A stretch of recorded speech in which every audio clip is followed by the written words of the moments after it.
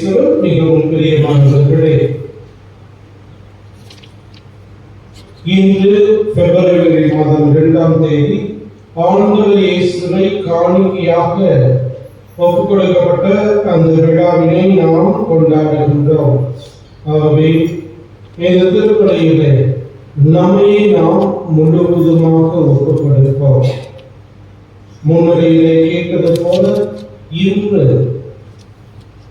இயேசுவை அர்ப்பணிக்கப்பட்ட அந்த நாளை கொண்டாடுகின்ற வேளையிலே குருக்கள், துறவியர், இருபால் துறவியருக்காக ஜெபிக்க அழைக்கப்படுகின்றோம். ஆகவே நாம் சிறப்பாக நமக்கு தெரிந்த குருக்கள், அருட்கண்ணியர்கள் இவர்களுக்காக இந்த திருப்பலியிலே சிறப்பாக ஜெபிப்போம்.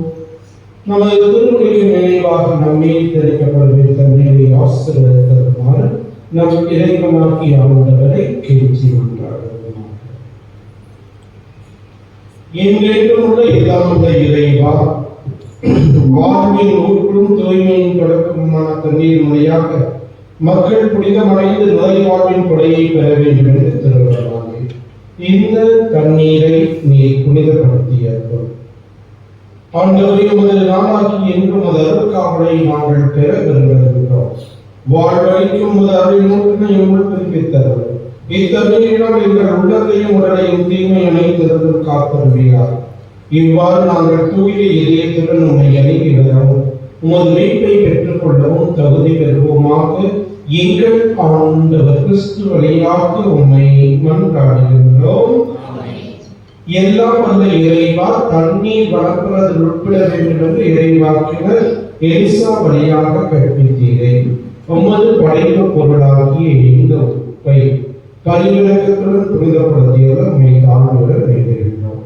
ஆண்டவரே, உப்பு கலந்து தண்ணீர் திளைக்கப்பட விடலாம் தீயோனை தாக்குதல் அனைத்தும் தோல்வியுறச் செய்வீராக. மேலும் தூய ஆவியார் உணர்ந்து எங்கள் இடையிலாது காத்தருள்வாராக. எங்கள் ஆண்டவர் கிறிஸ்து வழியாக உம்மை மன்றாடுகின்றோம்.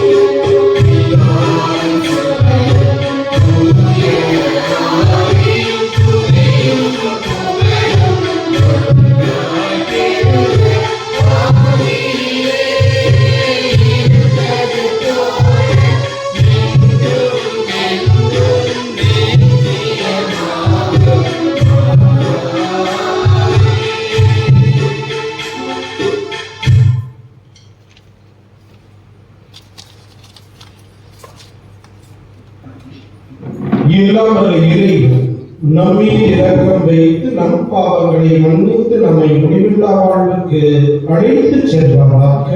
ஆமென்.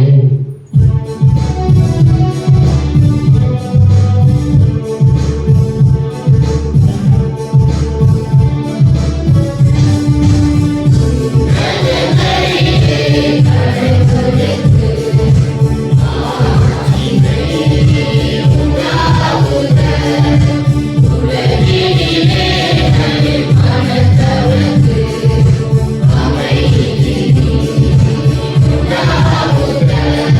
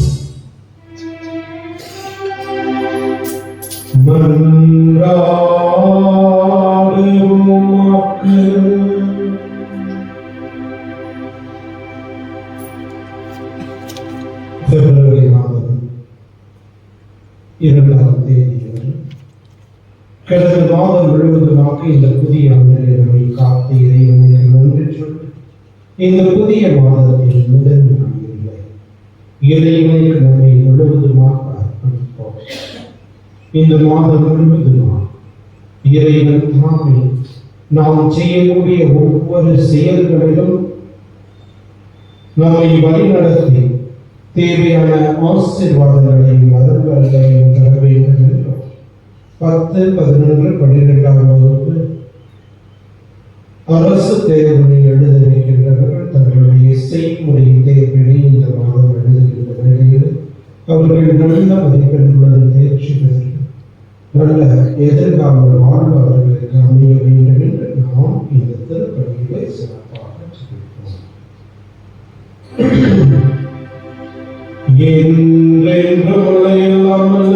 இறைவா, எங்கள் மனித இயல்பையை தமதாக்கிக் கொண்ட உம்முடைய திருமகன் கோவிலில் அர்ப்பணிக்கப்பட்ட இந்நாளில் மாண்புக்குரிய உம்மை தாழ்மையுடன் நாங்கள் வேண்டுகின்றோம். நாங்களும் அவ்வாறு தூய்மையடைந்த உள்ளத்துடன் உமக்கு காணிக்கையாக்குமாறு அருள் புரிவீராக. உம்மோடு தூய ஆவியாரின் ஒன்றிப்பில் ஒரே இறைவனாய் வாழும் உம்மை மன்றாடுகின்றோம்.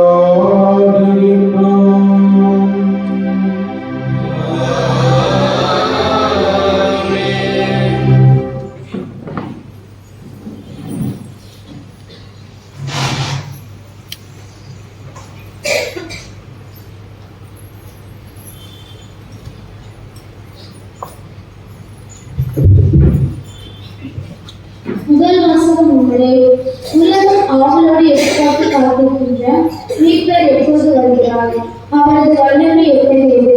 இந்த கேள்விக்கான பதில் முதல் வாசகம் முன்வைக்கிறது. நீங்கள் தேடுகின்ற தலைவர் திடீரென்று நம் கோவிலுக்கு வருவார். அவரது வல்லமை புடங்குகின்ற நெருப்பு போன்றது. தன் மக்களை பொன் வெள்ளை போல புடமிட்டு தூய்மை அனுப்புவார் என்று இறைவாக்கினர் மலாகி இந்த முதல் வாசகத்தில் முன்னறிவிக்கின்றார்.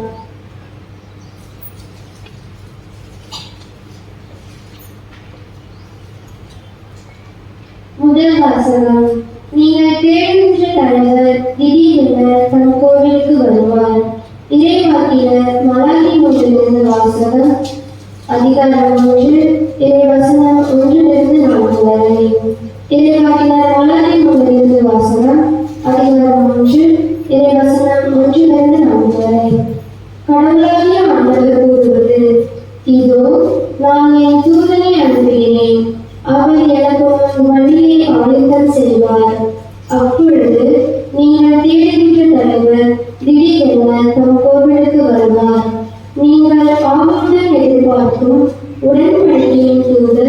இதோ வருகிறார் என்கிறார் பள்ளியின் ஆண்டவர்.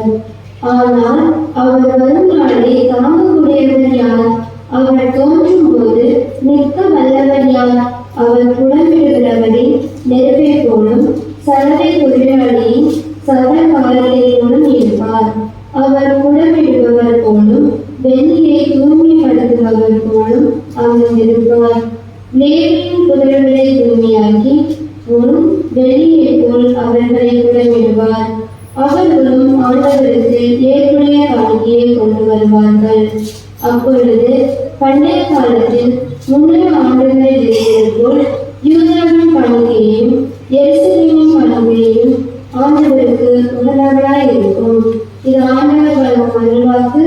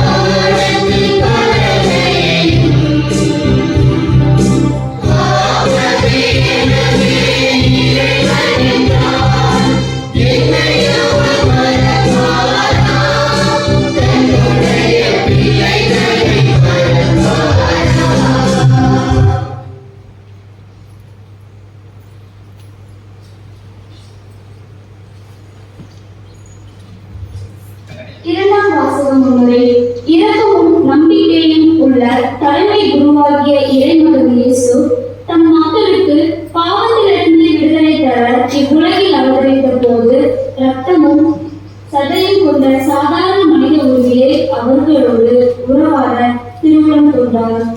சாவின் மேல் ஆற்றல் கொண்டிருந்த அழகையை தனது சாவினாலே அழைத்து அடிமைப்பட்டிருந்த தம் மக்களை விடுவித்தார். விண்ணிலும் மண்ணிலும் எல்லா அதிகாரங்களையும் கொண்டிருந்த கிறிஸ்து வானதூதருக்கு துணை நிற்காமல் நம்மில் ஒருவரானார் என்று திருத்தூதர் புனித பவுல் எபிரேயருக்கு எழுதிய திருமொழியில் எடுத்துரைக்கிறார்.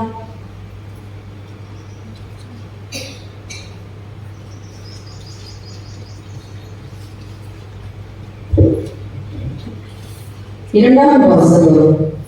எல்லாவற்றிலும் தம் சகோதர சகோதரிகள் போல் ஆனார். எபிரேயருக்கு எழுதப்பட்ட திருமுகத்திலிருந்து வாசகம். அதிகாரம் 2 இறை வசனங்கள் 14 முதல் 17 முடிய. எபிரேயருக்கு எழுதப்பட்ட திருமுகத்திலிருந்து வாசகம். அதிகாரம் 2 இறை வசனங்கள் 14 முதல் 18 முடிய. சகோதர சகோதரிகளே, ஊனும் இரத்தமும் கொண்ட பிள்ளைகளை போல் கிறிஸ்துவும் அதே இயற்பில் பங்கு கொண்டார். இவ்வாறு சாவின் மேல் ஆற்றல் கொண்டிருந்த அழகையே சாவி வழியாகவே அழித்து விட்டார். வாழ்நாள் முழுவதும் சாவு பற்றிய அச்சத்தினால் அடிமைப்பட்டு இருந்தவர்களை விடுவித்தார்.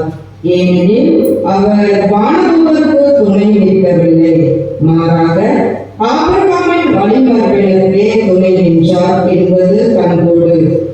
ஆதலின் கடவுள் பணியில் அவர் இரக்கமும் நம்பிக்கையும் உள்ள தலைமை குருவாயிருந்து மக்களுடைய பாவங்களுக்கு கழுவாயாக்குமாறு எல்லாவற்றிலும் தம் சகோதர சகோதரிகளை போல் ஆக வேண்டியதாயிற்று. இவ்வாறு தாமே சோதனைக்கு உள்ளாக்கி துன்பட்டதனால் சோதிக்கப்படுவோருக்கு உதவி செய்ய அவர் வல்லவர். இது ஆண்டவர் வழங்கும் அருள்வாக்கு.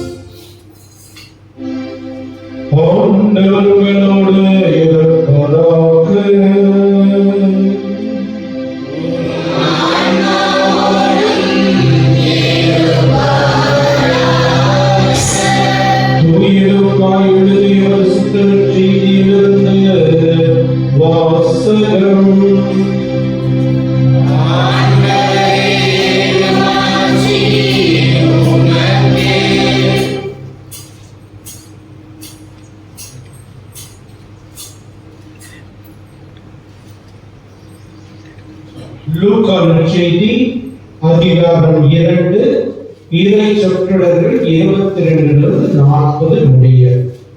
லூக்கா நற்செய்தி அதிகாரம் 2 இறை சொற்றொடர்கள் 22 40 முடிய. மோசேயின் சட்டப்படி தூய்மை சடங்கை நிறைவேற்றிய நான் வந்தபோது குழந்தையை ஆண்டவருக்கு அர்ப்பணிக்க அவர்கள் எருசலேமுக்கு கொண்டு செல்கிறார்கள். ஏனெனில் ஆண் தலைப்பேர் பேர் அனைத்தும் ஆண்டவருக்கு அர்ப்பணிக்கப்படும் என்று அவருடைய திருச்சட்டத்தில் எழுதியுள்ளது.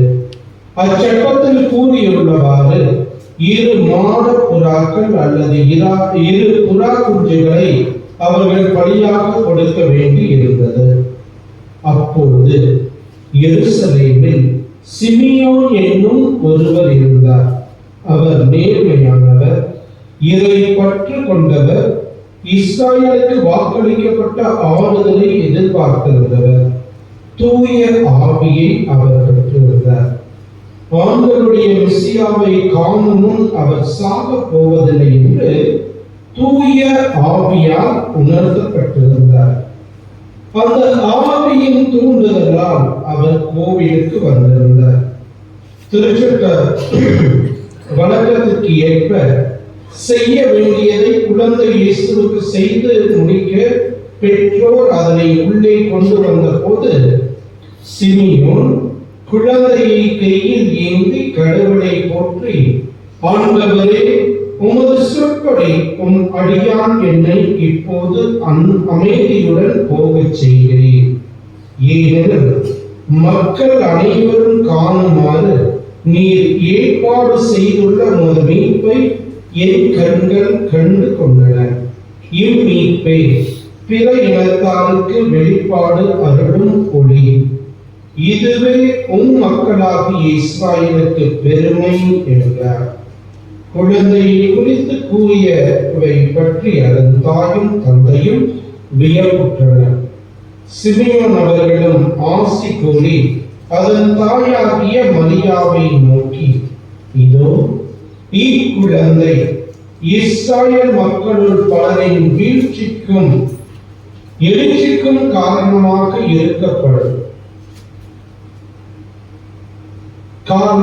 இருக்கும், எதிர்க்கப்படும் அடையாளமாகவும் இருக்கும். இவ்வாறு பலருடைய மறைவான எண்ணங்கள் வெளிப்படும்.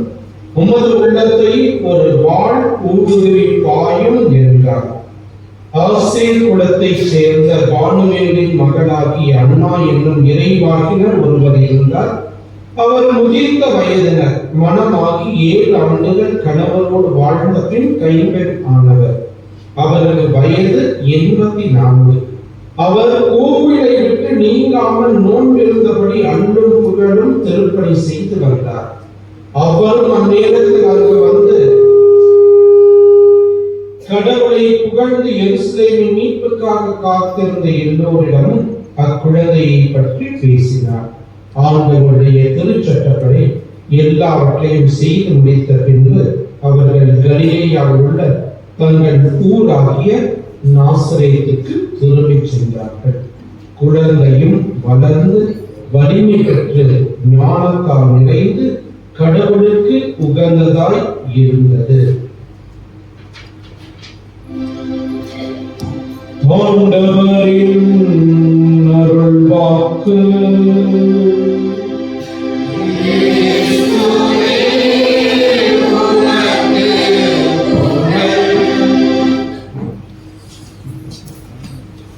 இம்மீட்பே பிற இனத்தாருக்கு வெளிப்பாடு அருளும் ஒளி. கிறிஸ்து இயேசுவில் எனக்கு மிகவும் பிரியமானவர்களே, ஆண்டவர் இயேசுவை காணிக்கையாக அர்ப்பணித்த விழாவினை நாம் இன்று கொண்டாடுகின்றோம். சரியாக 40 நாட்களுக்கு முன்பாக இயேசுவினுடைய பிறப்பு பெருவிழாவை டிசம்பர் 25ஆம் தேதி அன்று மகிழ்ச்சியோடு நாம் கொண்டாடினோம். இந்த 40ஆம் நாளிலே இயேசுவை காணிக்கையாக ஒப்பு கொடுத்த அந்த விழாவினை தான் நாம் இன்று சிறப்பிக்கின்றோம். ஏனென்றால் இன்றைய இறை வார்த்தைகளை கேட்பது போல ஆண் தலைப்பேர் அனைத்தும் ஆண்டவருக்கு அர்ப்பணிக்கப்படும். ஆண் தலைப்பேர் இன்னும் சிறப்பாக பார்த்தோம் என்றால் தலைப்பேர் அனைத்தும் ஆண்டவருக்காக அர்ப்பணிக்க வேண்டும் என்பதை விடுதலை பயண நூல் 13ஆம் அதிகாரம் முதல் 2 வாக்கியங்களிலே மோசே கூறுகின்றதை நாம் காண முடியும். ஆகவே ஏன் ஆண்டவருக்காக தலைப்பேர் அர்ப்பணிக்கப்பட வேண்டும்? என்ன காரணம்? ஏன் விடுதலை பயண நூலிலே மோயிசன் இதை சொல்கிறார்? இதுக்கு நிறைய தொடர்பு இருக்குது. அதை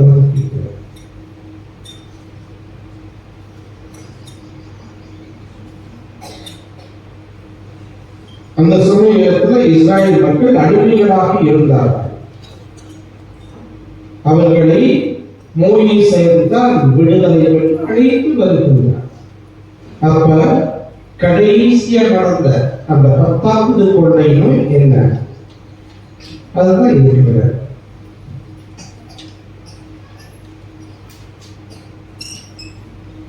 அவர்களுடைய மன்னன் விடுதலை கொடுக்கவில்லை, அந்த மக்களை அனுப்பவில்லை, பல்வேறு காரியங்கள் செய்து அனுப்பவில்லை. இறுதியாக என்ன நடந்தது? ஆமா, தலைச்சன் பிள்ளைகள் கொல்லப்பட்டார்கள். அதாவது அதற்கு அந்த பெரிய வியாழன் நாம் படிக்கின்றோம். அந்த கடத்தல், அந்த எந்தெந்த வழிகளெல்லாம் செம்மறி ஆற்றின் ரத்தம் துவைக்கப்பட்டிருந்ததோ அந்த வீட்டில் இருக்கக்கூடிய தலைச்சன் பிள்ளைகளை விட்டுவிட்டு மற்ற அரசனுடைய குழந்தை உட்பட எல்லா தலைச்சன் பிள்ளைகளும் இறந்த போதுதான் அந்த அரசன் நமக்கு இது ஆபத்து என்று சொல்லி அவர்களை விடுதலை செய்கின்றனர். தலைப்பேர் அனைத்துமே இறைவனுக்கு அர்ப்பணிக்கப்பட்டிருக்கும். ஆகவே அதனால அந்த அர்ப்பணத்தை அவர்கள் நிறைவேற்றுகின்ற விதத்துல அதற்கு பதிலாக ஆட்டையோ அல்லது தேவையான அந்த புறாக்களையோ கொடுத்து மீட்டுக் கொள்ளலாம். ஏழைகள் என்றால் புறாக்களை கொடுத்து மீட்டுக் கொள்ளலாம் என்று மிக அழகாக லேவியராகமத்தில் கொடுக்கப்பட்டிருக்கின்றது. ஆகவே அப்படியாக பார்க்கின்ற போது அந்த சட்டத்தை நிறைவேற்றத்தான் இங்கு குழந்தை இயேசுவை அன்னை மரியாவும் சூசையும் கொண்டு வருகின்றார்கள். ஆகவே இதுதான் அந்த பழைய ஏற்பாட்டினுடைய சட்டம். அதை போலவே அன்னை மரியாள் தூய்மைப்படுத்தப்பட வேண்டும் என்பதற்காக அதனால்தான் இதனுடைய இன்னொரு பேரு சுத்திகர திருநாள்னு சொல்றாங்க. சுத்திகர மாதா என்று இருக்கின்றது. அதாவது அன்னை மரியாள் அந்த குழந்தை பேட்டினால் இருக்கக்கூடிய இதை தூய்மைப்படுத்துகின்ற நிகழ்வாகவும் இது அமைந்திருக்கின்றது. ஆகவே அப்படி பார்க்கின்ற போது இது நிகழ்த்தப்பட்டிருக்கவே வேண்டாம். ஏன்னா கடவுள் அன்னை மரியாள் தூய ஆவியால் கருவுற்றார்கள். அதை போலவே இயேசு இறைவன் இருந்தாலும் இறை சட்டம் நிறைவேற்றப்பட வேண்டும் என்பதற்காக இந்த கட்டளையை மரியாளும் இயேசுவும் பின்பற்றி குழந்தை இயேசுவை 40ஆம் நாள் காணிக்கையாக அர்ப்பணித்த விழாவை கொண்டாடுகின்றோம். ஆகவே பிரியமான பெற்றோர்களே, நாம் யோசித்து பார்க்க வேண்டும். நம்முடைய குழந்தைகளை இறை வழியிலே வளர்த்துவதற்கு நாம் என்னென்ன முயற்சிகள் எடுக்கின்றோம்? நம்முடைய குழந்தைகளிலே இறை பக்தியிலே வளர்த்துவதற்கு நாம் என்னென்ன முயற்சிகள் செய்கின்றோம்? திருஅவையின் கட்டளைகள் ஞாயிற்றுக்கிழமையும் கடற்கரை நாட்களிலும் முழு பூசை காண்கின்றனர்.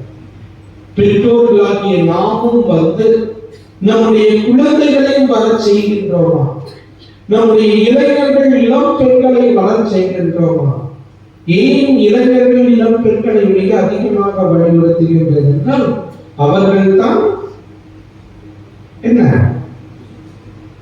நாளைய தலைவர்கள், நாளைய திரு அவையினை கட்டி எழுப்ப வேண்டியவர்.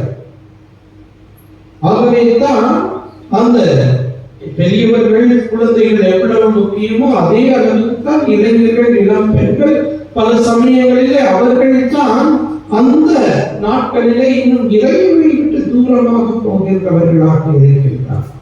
ஆகவே தான் வலியுறுத்தி சொல்கின்றேன் பெரியமானவர்கள், பெற்றோர்களுடைய மிக முக்கிய பங்கு இதில் இருக்கின்றது. இதை நிறைவேற்றுகின்றீர்களா? இறைவனுடைய சட்டத்தை நிறைவேற்ற வேண்டிய அவசியமே இல்லை. இறைமகனே இருக்கின்ற குழந்தை இயேசுவை. ஆனாலும் கூட சூசையும் மரியாளும் என்ன செய்கின்றார்கள்? இறை சட்டத்தை நிறைவேற்றுகின்றார். நாம் நிறைவேற்றுகின்றோமா? யோசித்து பார்க்க அழைக்கப்படுகின்றோம். பெற்றோர்களாகிய நாம் இந்த கடமையை செய்து கொண்டிருக்கின்றோமா என்று சிந்தித்து பார்க்கிறோம்.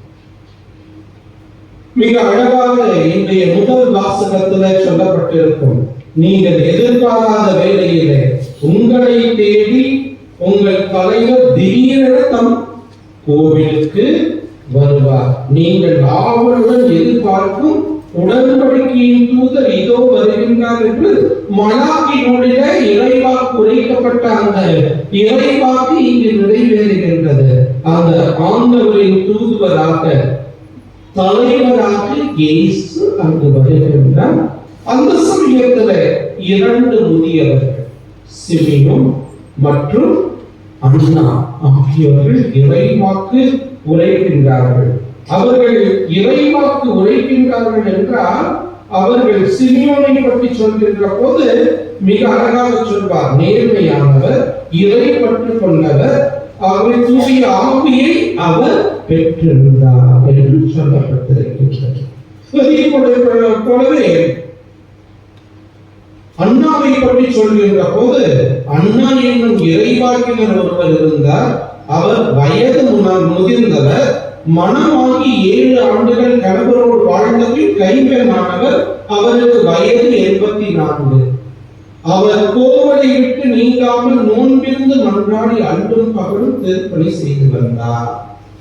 ஆகவே இந்த இருவருமே இறைவனுக்கு ஏற்ற விதத்திலே தங்களுடைய வாழ்க்கையை வாழ்ந்தார்கள். அதன் காரணமாகத்தான் அந்த இயேசுவை, குழந்தை இயேசுவை கையில் ஏந்தியவராக புறவினத்தாருக்கு இருளகற்றும் மொழி என்று அந்த குழந்தை இயேசுவை கையில் ஏந்தி மகிழ்வுடன் சிமியோன் பாடியதைத்தான் நாம் இன்றைய நற்செய்தி வாசகத்திலே கேட்டோம். ஆகவே அப்படி பார்க்கின்ற போது இறை பற்று மிக்கவர்களுக்கு, தூய ஆவியால் நிறைந்தவர்களை இறைவன் நிறைவாக ஆசீர்வதிக்கிறார். நமக்கும் அதே தூய ஆவி ஞானஸ்தானத்தின் மூலமாகவும் இன்னும் முழுமையாக உறுதி பூசுதல் மூலமாகவும் நமக்கு அந்த திரு வருட்சாதனங்கள் வழியாக, அருள் அடையாளங்கள் வழியாக தூய ஆவியார் கொடுக்கப்பட்டிருக்கின்றார். அந்த தூய ஆவியார் நம்மிலே நிறைவாக செயலாற்றுகின்றார். யோசித்து பார்ப்போம். மூன்றாவதாக இயேசு ஒளி. நமக்கு கைவிடாதனால இது பண்ணல, இல்லைன்னா இந்த நாள் என்னன்னா கையில் மெழுகுதிரிகளை ஏந்தியவர்களாக மெழுகுதிரிகளை வந்தித்து ஜெபித்து அதன் பிறகு மெழுகுதிரியை ஏந்தி விட்டு ஆலயத்துக்குள்ள வருவோம். அது இயேசு உலகிற்கு ஒளியாக இருக்கின்றார். இன்றைய அந்த சிமியோனின் இறைவாக்கு வார்த்தை புறவினத்தாருக்கு இருள் அகற்றும் ஒளி, பிற இனத்தாருக்கு வெளிப்பாடு அருளும் ஒளி என்று இந்த புதிய மலைபயத்திலே கொடுக்கப்பட்டிருக்கின்றது. ஆகவே இயேசு உலகின் ஒளியாக இருக்கின்றார். அதையேதான் இயேசு மீண்டுமாக யோவான் நற்செய்தியிலே 8ஆம் அதிகாரத்திலே 12ஆம் வசனத்திலே பார்த்து சொல்வார். மீண்டும் இயேசு மக்களை பார்த்து என்ன சொல்கின்றார்?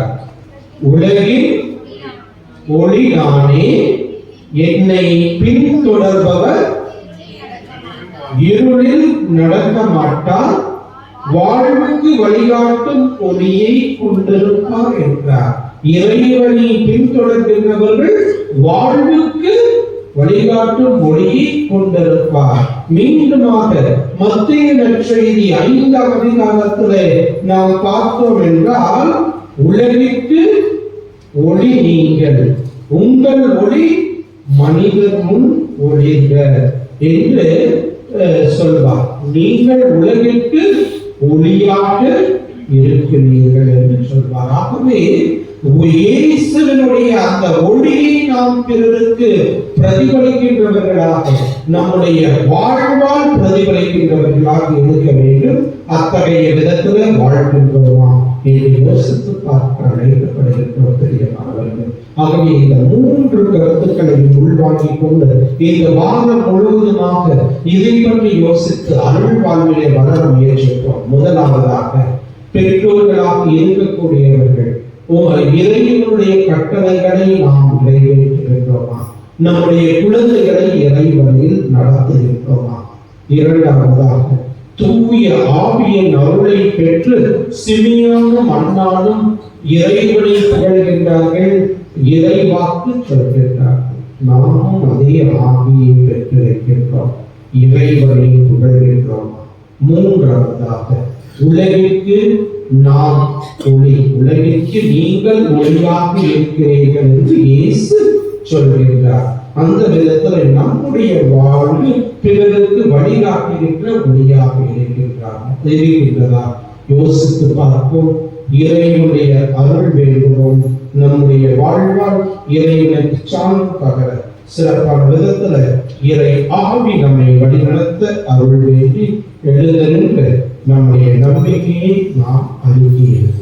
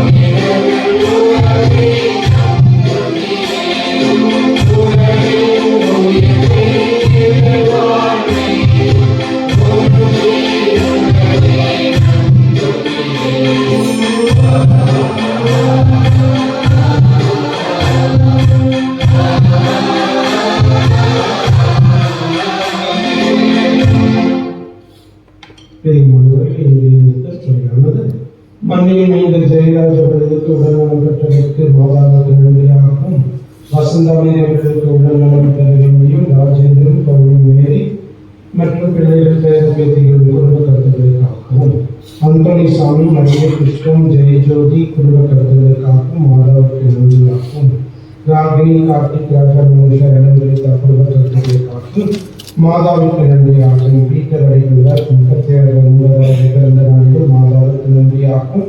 ஜெனிஃபர் உடல்நல வேண்டியும், அபிஷேக் பீட்டர், வர்ஷா மேரி, லோகேஷ் சுசிலா மேரி குடும்ப கருத்துக்களுக்காகவும், மணிமாறன், திரேசா, ஞானமரன் ஜெய்சன் குடும்ப கருத்துக்களுக்காகவும் மற்றும் மணிமாறன் அவர்களுக்கு நல்ல உடல்நலம் பெற வேண்டியும் ஒப்புக் கொடுக்கப்படுகின்றது. இதோடு நம்முடைய வழிபாட்டுக்களை இப்போது ஒப்புக் கொடுத்து நம்மை முழுவதுமாக அர்ப்பணித்து நாம் செல்வோம்.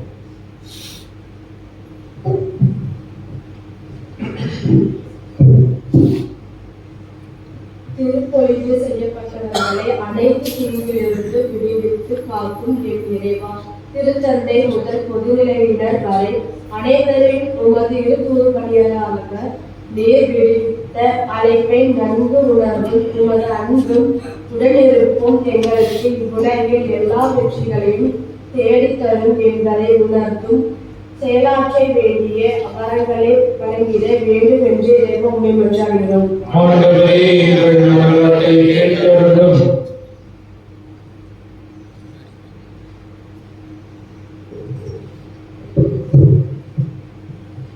உயர்ந்த இடத்தில் எங்களை நிலையாய் நிற்கச் செய்யும் இறைவா, எங்கள் குடும்பங்களில் உமது அன்பை நிறைவாய் புரிந்து நாங்கள் உம்மால் தேர்ந்து கொள்ளப்பட்டவர்கள் என்பதை உணர்ந்தவர்களாக வாழவும், உமது அன்பின் சாட்சிகளாக இவ்வுலகில் வலம் வரவும், இறையரசை அறிவிப்பவர்களாகவும் வாழ வேண்டிய அருள் வரங்களை நிறைவாய் பொழிந்திட வேண்டுமென்று இறைவா உம்மை மன்றாடுகின்றோம்.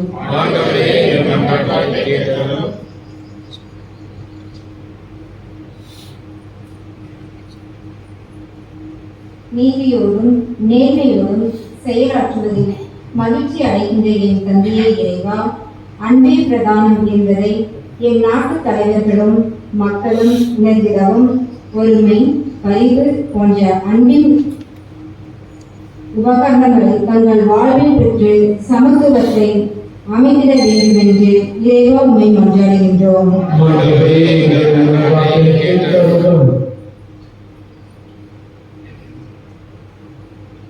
அன்பே உருவான இறைவா, இன்றைய நாட்களில் உலகமெங்கும் நிலவும் போட்டிகளும் பயங்கரவாதத்திற்கும் முக்கிய காரணமாக அன்பில்லாமையை போக்கிடவும், அகதிகளாய் பிற நாடுகளுக்கு புலம்பெயர்ந்த மக்களுக்கு வேண்டி அடைக்கலமும் அவர்களின் தனித்தன்மைகள் போற்றப்படவும், எல்லாரையும் தம் சகோதர சகோதரிகளாய் ஏற்றுக்கொள்ளும் நல் எண்ணங்கள் அருள வேண்டும் என்று இறைவா உம்மை மன்றாடுகிறோம். ஆண்டவரே, எங்கள் மன்றாட்டை கேட்டருளும்.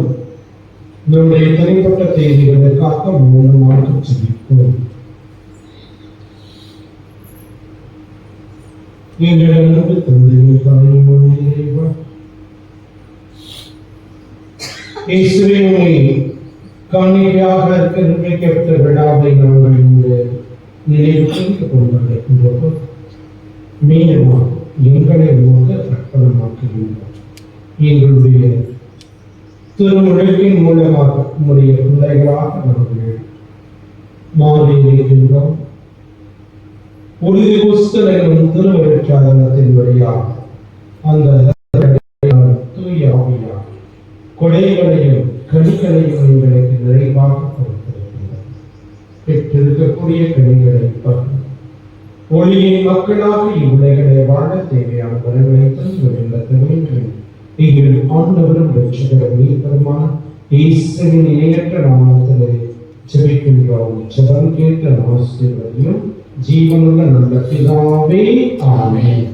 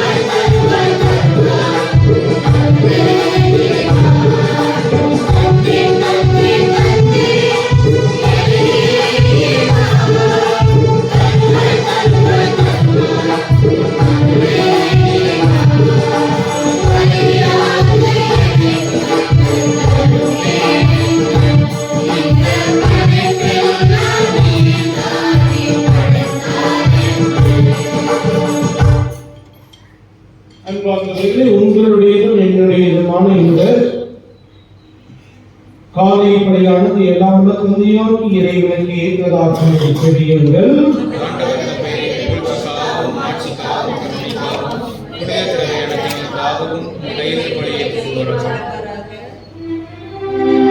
ஆண்டவரே, உலகம் வாழ்வு தரும் முறை திருமணம் மாசுக்கு செமையாரியாக்கும் மக்கள் பலிக்கப்பட வேண்டும் என்று நீ திருவிடமானி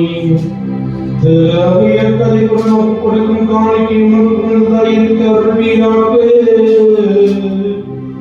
என்றென்றும் வாழ்ந்து ஆட்சி செய்கிறார்கள் உண்மை மன்றாடுகின்றோம்.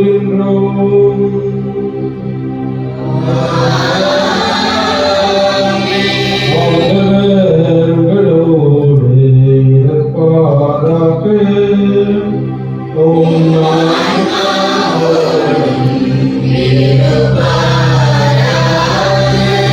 எங்களை மேலே எழுப்புங்கள்.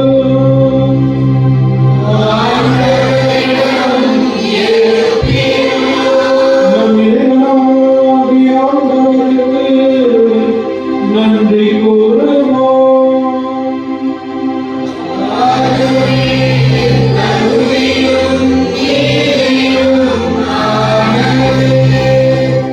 ஆண்டவரே, தூயவரான தந்தையே, எல்லாம் வந்த இறைவா, இந்நாடு விடத்தில் நாங்கள் நமக்கு நன்றி செலுத்துவது மெய்யாகவே தகுதியும் நீதியும் ஆகும். எங்கள் கடமையும் மீட்புக்குரிய செயலுமாகும். ஏனெனில் உம்மோடு என்றுமுள்ள உன் திருமகன் இன்று கோவிலில் காணிக்கையாக அர்ப்பணிக்கப்பட்டார். அவரே இஸ்ராயேல் மக்களுக்கு மாட்சி எனவும் பிற இனத்தாருக்கு ஒளி எனவும் ஆவியாரால் அறிவிக்கப்பட்டார். ஆகவே உமது மீட்பை மனமகிழ்ச்சியுடன் எதிர்கொள்ள செல்லும் நாங்கள் வானதூதர்களோடும் புனிதர்களோடும் சேர்ந்து உண்மை புகழ்ந்த முடிவின்றி சொல்வதாவது: தூயவர், தூயவர், தூயவர், வான்படைகளின் கடவுளாம் ஆண்டவர், விண்ணகமும் மண்டபமும் உமது ஆட்சியால் நிறைந்துள்ளன. உன்னதங்களிலே ஓசானா. ஆண்டவரே, ஆண்டவரே, ஆசி பெற்றவர், உன்னதங்களிலே ஓசானா. அப்பா தந்தை இறைவா, நீர் மெய்யாகவே தூயவர், புனிதத்துக்கு எல்லாம் பிறக்கும் மூற்றுமாக நீரை இருக்கின்றேன். ஆகவே உம்முடைய தூய ஆவியை பொழுது இக்காணிக்கைகளை புனிதப்படுத்த வேண்டும் என உம்மை தான் மன்றாடுகிறோம். இவ்வாறு எங்கள் ஆண்டவர் இயேசு கிறிஸ்துவின் உடலும் இரத்தமுமாக எங்களுக்கு இவை மாறுவதாம். அவர் பாடுபட உடல் கழித்து தம்மை கையளித்த போது அப்பத்தை எடுத்து நன்றி செலுத்தி அதை பிட்டு தம் சீடருக்கு அளித்து கூறியதாவது: அனைவரும் இதிலிருந்து பெற்று உண்ணுங்கள், ஏனெனில் இது உங்களுக்காக கையளிக்கப்படும் என் உடல்.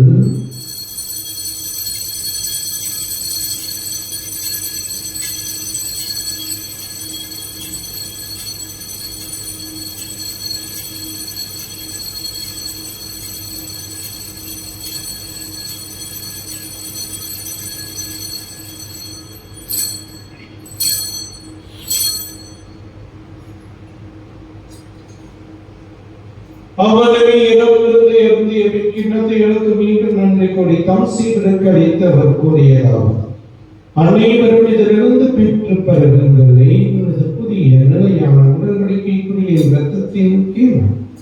இது பாவ மன்னிப்புக்கென்று உங்களுக்காகவும் பலருக்காகவும் சிந்தப்படும். இதை நினைவாக செய்யுங்கள்.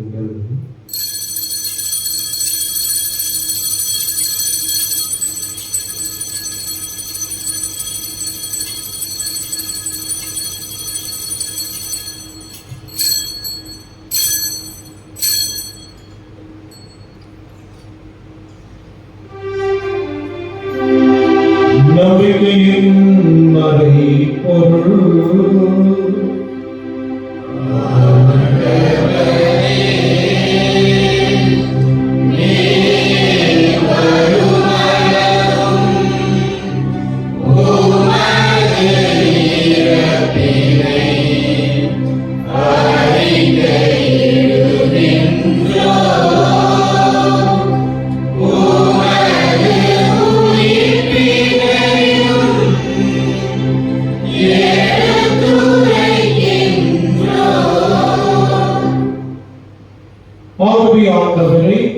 நாங்கள் கிறிஸ்துவின் இறப்பினையும் உயிர்ப்பினையும் நினைவு கூர்ந்து வாழ்வு தரும் அப்பத்தையும் மீன்பளிக்கும் கிண்ணத்தையும் உமக்கு ஒப்புக் கொடுக்கின்றோம்.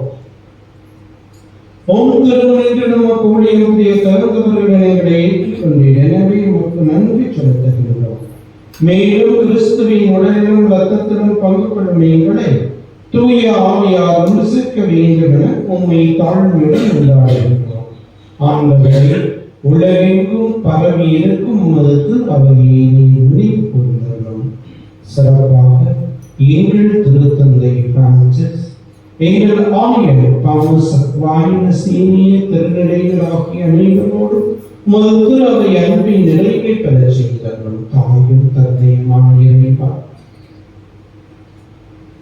எங்களுக்கான இவர்களிலே இந்த வாரத்தின் முதல் நாளாக நாங்கள் ஒப்புக்கொடுக்கக்கூடிய இந்த நன்றியின் பணியிலே இந்த மாதம் முழுவதுமாக உமது அருள் ஆசிரியரை எங்கள் ஒவ்வொருவருக்கும் நினைவுபடுத்தலும்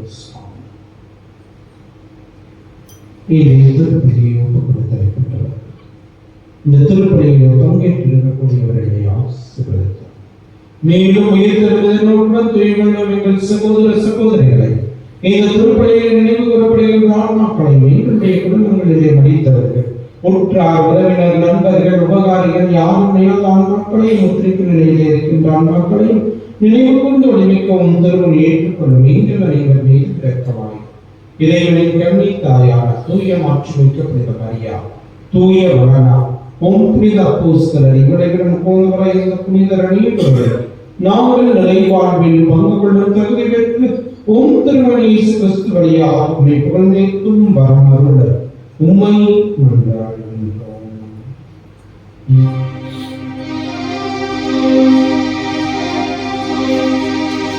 இவர் வழியாக எல்லாம் வல்ல இறைவனாகிய தந்தையே, தூயாவியாரின் ஒன்றிப்பு எல்லா புகழும் மாற்றியும் என்றென்றும் உமக்கு உரியதே.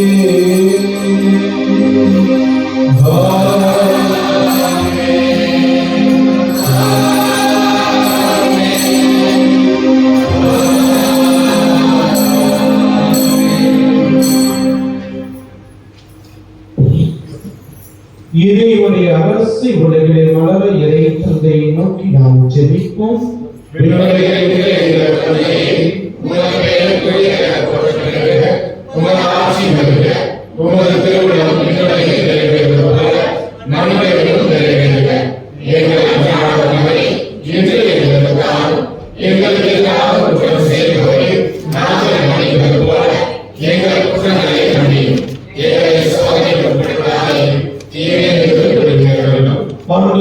தீமை ஆபத்து துன்பமாக்கிய நீத்திலிருந்து எங்களை விடுவித்து எங்கள் வாழ்நாளில் அமைதியை கனிவுடன் அருள்மை மன்றாடுகின்றோம். இரக்கத்தின் உதவியால் நாங்கள் பாவத்திலிருந்து எப்போதும் விடுதலை பெற்று யாதொரு கலங்கமும் இன்றி நலமாயிருப்போமாக. நாங்கள் எதிர்நோக்கி இருக்கும் பேரின்பத்திற்காக மீட்பராகிய இயேசு கிறிஸ்துவின் இரண்டாம் வருகைக்காகவும் காத்திருக்கின்றோம். ஆண்டவரே, இயேசு கிறிஸ்துவின் அமைதியை உங்களுக்கு விட்டுச் செல்கின்றேன். என் அமைதியை உங்களுக்கு தருகின்றேன் என்றும் திருத்தூதருக்கு வழங்கினேன். எங்கள் பாவங்களையும் பலவீனங்களையும் பாராமல் திருவையின் மீது நம்பிக்கையை கண்ணோக்கி எங்களுக்கு அமைதியும் ஒற்றுமையும் அன்பையும் தந்தங்க திருடம் கொள்வீரார். என்றென்றும் வாழ்ந்து ஆட்சி செய்கின்றவர் நீரே. ஆண்டவருடைய அமைதி உங்கள் அனைவரோடும் என்றும் இருப்பதாக. ஒருவருக்கு அமைதியை நாம் பகிர்ந்து மகிழ்வோம்.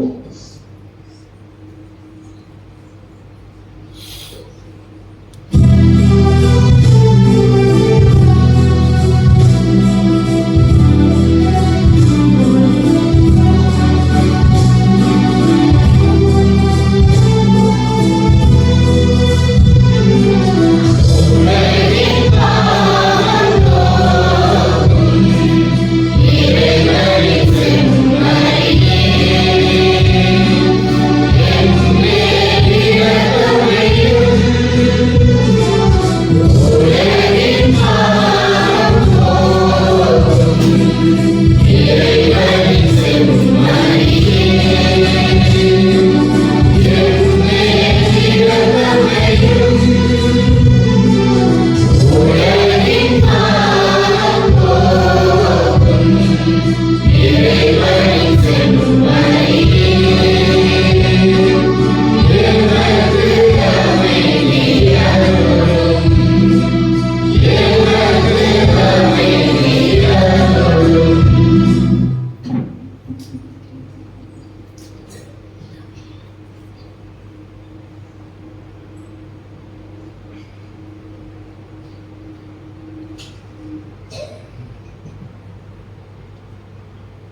இதோ இறைவனின் செம்மறி, புறவிடத்தாருக்கு இருளகற்றும் ஒளியான இயேசு இவரே. இவருடைய அன்பின் விருந்து கிடைக்கப்பட்டுள்ள நாம் ஒவ்வொருவரும் பேரிட்டோர்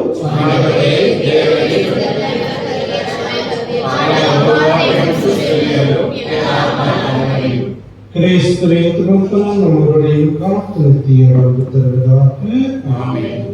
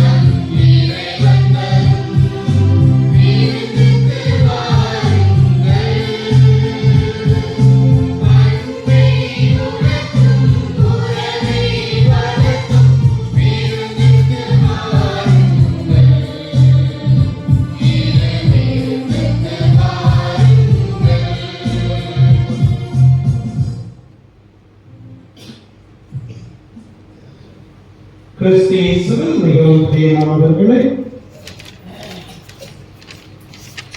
இன்று ஆண்டின் பொதுவாக 3ஆம் ஞாயிறு ஆண்டவர் இயேசுவை காணிக்கையாக ஒப்புக்கொடுக்கப்பட்ட நாளை நாம் சிறப்பிக்கின்றோம்.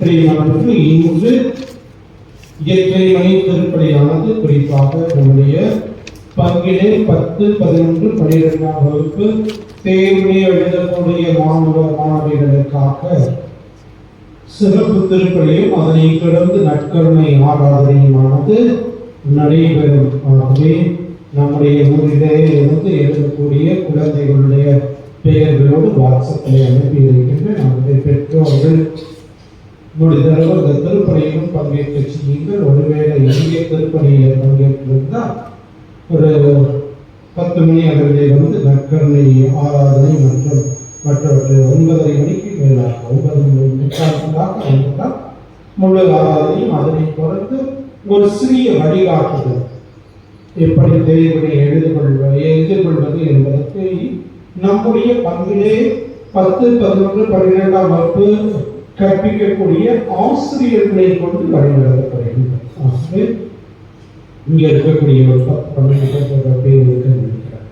ஆகவே 10 பேரும் கண்டிப்பா வரணும். முடிந்த பிற்பாடு என்னை சந்திக்குமாறு அவர்களை அன்போடு கேட்டுக்கொள்கின்றேன்.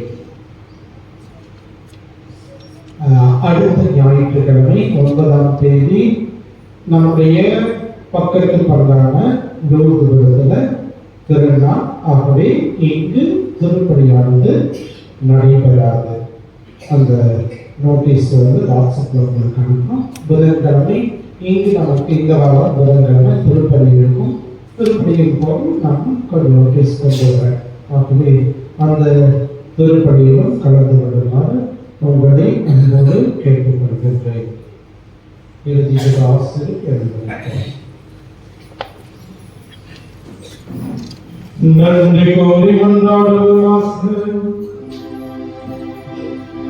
ஆண்டவரே, கிறிஸ்துவை காணும் தாம் சாவதில்லை என்ற சிமயோனின் எதிர்பார்ப்பை இன்று நிறைவேற்றினீரே. எங்களிடம் நிறைவு பெறச் செய்வதாம் ஆண்டவர் கிறிஸ்துவை எதிர்கொள்ள புறப்படும் நாங்கள் நிறைவாழ்வை அடைய அருள் புரிவீராக. எங்கள் ஆண்டவர் கிறிஸ்து வழியாக உம்மை மன்றாடுகின்றோம்.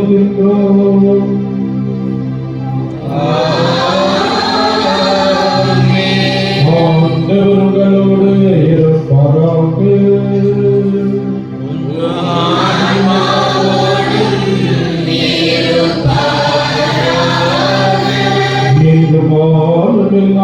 இறைவன் தந்தை மகன் தூய ஆவியார் உங்கள் அனைவரையும் ஆசீர்வதிப்பாராக.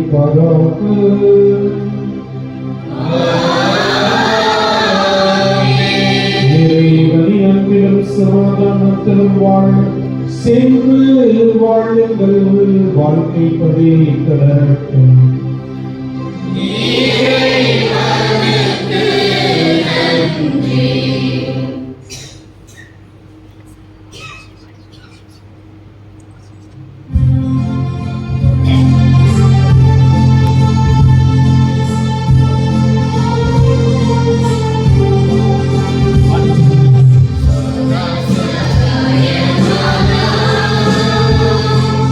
Satiya Deva